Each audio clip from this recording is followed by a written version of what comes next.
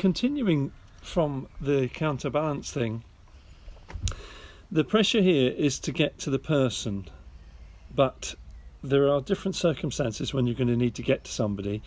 The ultimate pressure is if their airway or their airway is compromised, they're choking, or they're bleeding. So you probably wouldn't do the whole counterbalance thing. You'd simply tie it off, get the rope down and try and get to them as quick as you can.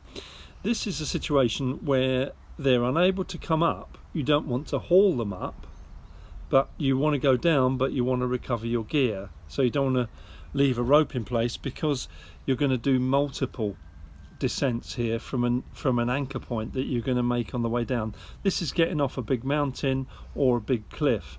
It's not much good on a sea cliff, because you're heading towards the sea, and also you're heading towards someone probably somewhere where there's no phone signal. Okay, a short drop, but the whole thing here is realistic because we're attached via a carabiner at the top on either end of the rope, so there's a lot of weight going down this rope on both sides. Usual abseil with a prusik there. I back it up with loops around my leg every time. It's just a habit. They're very easy to kick off. You can see you can kick them in easily, 3-4 wraps maybe, and then you just point your foot downwards and they drop off. It just backs up things, and if that prusik is anyway lively, it's a good idea.